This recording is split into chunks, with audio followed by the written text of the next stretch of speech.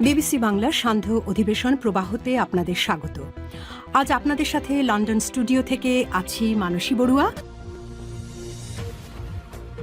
বাংলাদেশের সর্বশেষ গুরুত্বপূর্ণ আপডেট সংবাদে আপনাকে স্বাগত। শুরুতেই সংবাদ শিরোনাম, পরে বিস্তারিত।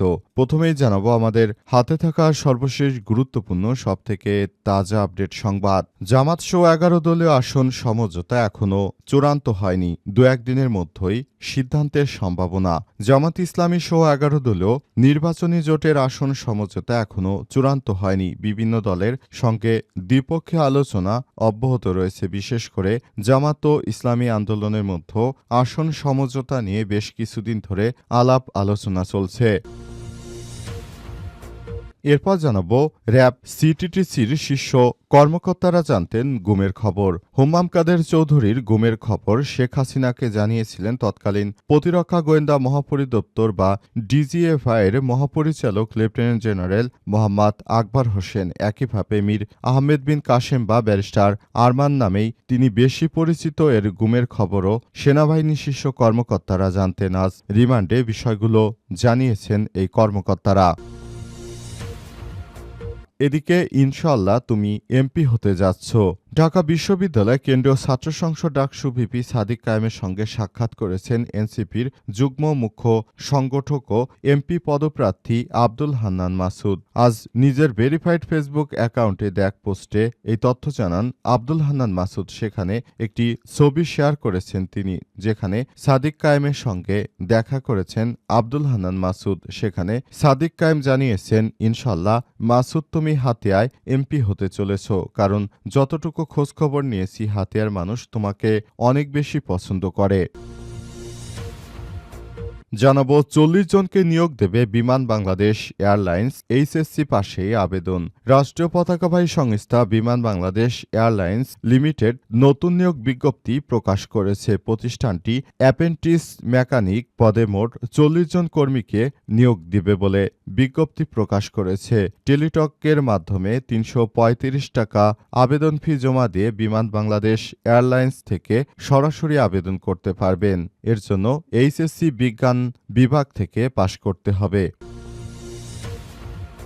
এবং সর্বশেষ জানাবো ইরান এক চুলো পিছু হটবে না, কঠোর হুঁশিয়ারি খামেনির। গুলিতে ৬২ জনকে হত্যা। গত ৩ বছরের মধ্যে সবথেকে জোরালো আন্দোলন চলছে ইরানে। সরকার আন্দোলন দমনে কঠোর পদক্ষেপ নিচ্ছে। ইন্টারনেট সম্পূর্ণ বন্ধ করে দেওয়া হয়েছে। পাশাপাশি গুলিতে পর্যন্ত প্রায় ২,০০০ মানুষ হতাহত হওয়ার খবর পাওয়া গেছে। এরপরও ইরানের সর্বোচ্চ ধর্মীয় নেতা আয়াতুল্লাহ আলী খামেনি তিনি বলেছেন, যে কোনো মূল্যে এই আন্দোলনকে প্রতিহত করতে হবে। সেজন্য সেনাবাহিনী ইতিমধ্যে রেড লাইন ঘোষণা করেছে। দর্শক, এতক্ষণ শুনছিলেন সংবাদ শিরোনাম, এবারে বিস্তারিত। তবে তার আগে বন্ধুরা অনুরোধ থাকবে এই সংবাদটিতে একটি লাইক দিন। এই চ্যানেলে আপনি নতুন হয়ে থাকলে আমাদের সংবাদটি দেখতে দেখতে চ্যানেলটি সাবস্ক্রাইব করে রাখুন। কমেন্ট করে বন্ধুরা আপনার মূল্যবান মতামত জানিয়ে দিন আপনি বিশ্বের কোন দেশ থেকে বা বাংলাদেশের কোন স্থান থেকে আমাদের সংবাদটি দেখছেন এবং শুনছেন। আর বন্ধুরা সংবাদটি আপনার সোশ্যাল মিডিয়া ফেসবুকে শেয়ার করে বন্ধুদেরও দেখার সুযোগ করে দিন। গাজা যুদ্ধে আপনি যদি নিরীহ ফিলিস্তিনিদের ভালোবেসে থাকেন, কমেন্টে ইয়েস লিখে বিশ্ববাসীকে জানিয়ে দিন। এবারে বিস্তারিত। দু একদিনের মধ্যেই চূড়ান্ত সিদ্ধান্ত। জামাত সহ 11 দলের আসন সমঝোতা এখনও চূড়ান্ত করা হয়নি। জামাত ইসলামী সহ 11 দলীয় নির্বাচনী জোটের আসন সমঝোতা এখনও চূড়ান্ত হয়নি। বিভিন্ন দলের সঙ্গে দ্বিপক্ষীয় আলোচনা অব্যাহত রয়েছে। বিশেষ করে জামাত ও ইসলামী আন্দোলনের মধ্যে আসন সমঝোতা নিয়ে বেশ কিছুদিন ধরেই আলাপ আলোচনা চলছে। অনেক আসনে একক প্রার্থী চূড়ান্ত করতে হিমশিম খাচ্ছেন নেতারা। দেখা যাচ্ছে ওই আসনে জামাত ইসলামের পক্ষ থেকে প্রার্থী দেয়া আছে, আবার ইসলামী আন্দোলন বাংলাদেশের পক্ষ থেকেও প্রার্থী দেয়া আছে। সুতরাং এসব আসনগুলো নিয়ে এখন চরম বিপাকে পড়েছে তারা, এবং এই ধরনের সমস্যা থেকে মুক্ত হওয়ার জন্য সবাইকে আরও বেশি এগিয়ে আসতে হবে। সবাইকে একযোগে মাঠে কাজ করতে হবে। তাই দ্রুততম সময়ের মধ্যে এইসব বিষয় নিয়ে একটা চূড়ান্ত সিদ্ধান্তে পৌঁছাতে হবে রাজনৈতিক দলকে। তা না হলে নতুন করে আবারও সবকিছু শুরু হতে পারে। তাই সবাইকে সব বিষয় নিয়ে আগেই সতর্ক বার্তা দিয়েছে বাংলাদেশ বাংলাদেশ জামাত ইসলামের আমির ডাক্তার শফিকুর রহমান আরও সবাইকে জানিয়েছে এসব বিষয়গুলোকে নিয়ে সবাইকে আগে থাকতে সবকিছু নির্ধারণ করতে হবে। মনে করা হচ্ছে এবার জাতীয় সংসদ নির্বাচনে বিপুল ভোটে বাংলাদেশ জামাত ইসলাম জয়লাভ করতে পারে, তাই জামাত এসব বিষয় নিয়ে আগে থাকতেই তাদের কর্মপদ্ধতি সবার সামনে উল্লেখ করেছে এবং জামাত ইসলাম ক্ষমতায় গেলে তারা দেশের জন্য কি কি কাজ করতে চায় সেসব বিষয় নিয়ে তারা আগেই স্পষ্ট বার্তা দিয়েছে। এবারের জাতীয় সংসদ নির্বাচনটা হবে বাংলাদেশের সবথেকে ভালো ও সুষ্ঠু মানের একটি নির্বাচন, সেই প্রত্যাশাই ব্যক্ত করেছেন তারা। র‍্যাব সিটিটিসির শীর্ষ কর্তারা জানতেন গুমের খবর। হোম্মাম কাদের চৌধুরীর গুমের খবর শেখ হাসিনাকে জানিয়েছিলেন তৎকালীন প্রতিরক্ষা গোয়েন্দা মহাপরিদপ্তর ডিজিএফআইয়ের মহাপরিচালক লেফটেন্যান্ট জেনারেল মোহাম্মদ আকবর হোসেন। একইভাবে মীর আহমেদ বিন কাসেম ব্যারিস্টার আরমান নামেই বেশি পরিচিত এর গুমের খবরও সেনাবাহিনীর শীর্ষ কর্মকর্তারা জানতেন। এছাড়াও counter terrorism and transnational crime unit বা সিটিটিসি হেফাজতে গুমের ঘটনাগুলো সম্পর্কেও সংশ্লিষ্ট বাহিনীর ঊর্ধ্বতন কর্মকর্তারা অবগত ছিলেন, যদিও পরবর্তী সময়ে অনেকেই এসব বিষয়ে জানতেন না বলে দাবি করা হয়েছে। গত 4 জানুয়ারি জোরপূর্বক গুম সম্পর্কিত তদন্ত কমিশন প্রধান উপদেষ্টার কাছে যে প্রতিবেদন জমা দেন সেখানে এই চিত্র উঠে এসেছে। গুম কমিশনের প্রতিবেদনে বলা হয়েছে 2024 সালের সেপ্টেম্বরের শুরুতে ব্রিগেডিয়ার আজমির গুম নিয়ে সেনাবাহিনী পরিচালিত কোর্ট অব ইনকোয়ারির তদন্ত প্রতিবেদনে বলা হয়েছে তৎকালীন ডিজিএফআইয়ের ডিজি লেফটেন্যান্ট জেনারেল আকবর প্রাথমিক অপহরণ ও আটকের অনুমোদন দিয়েছিলেন। তার পরবর্তী সময়ে দায়িত্বপ্রাপ্ত ডিজিএফআইয়ের ডিরেক্টর জেনারেল কর্তৃত্বের অপব্যবহার করে ব্রিগেডিয়ার আজমির অনুমোদিত আটক অব্যাহত রাখার জন্য দায়ী ছিলেন। এতে বলা হয়েছে কমিশনের সামনে হাজির হয়ে ডিজিএফআইয়ের ডিজি 2023-2017 লেফটেন্যান্ট জেনারেল আকবর জানান তিনি হুম্মুম কাদেরের গুমের বিষয়টি শেখ হাসিনার সঙ্গে সরাসরি আলোচনা করেছিলেন। তার ভাষ্য অনুযায়ী শেখ হাসিনা তাকে জানান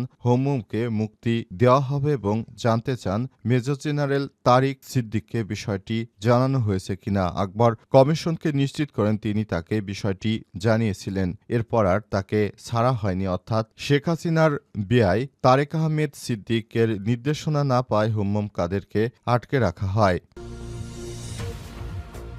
ইনশাল্লাহ তুমি এমপি হতে যাচ্ছ।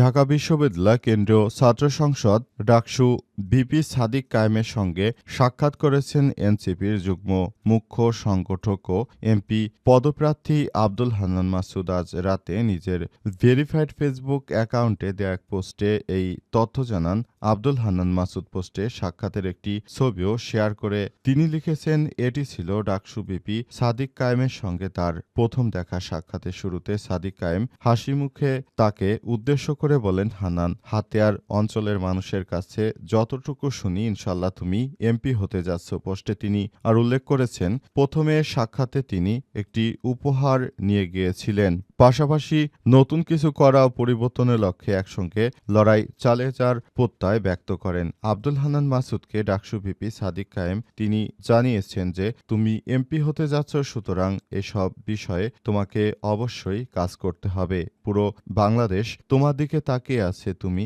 এমপি হলে হাতিয়ার মানুষের ভাগ্য উন্নয়নে কাজ করবে, এই প্রত্যাশা রয়েছে আমাদের সবার। আমরা মনে করি ইনশাল্লাহ তুমি হাতিয়ায় এমপি হিসেবে তোমাকে দেখতে পারবো আমরা 11 দলের জোট মিলে। এ সময় ভিপি সাদিক কায়েম আব্দুল হান্নান মাসুদের হাতে আরও পুরস্কার তুলে দেন এবং তাকে বিভিন্ন দিক নির্দেশনামূলক কথাবার্তা বলেন, যাতে করে আগামী জাতীয় সংসদ নির্বাচনে এগুলো আব্দুল হান্নান মাসুদের কাজে লাগে।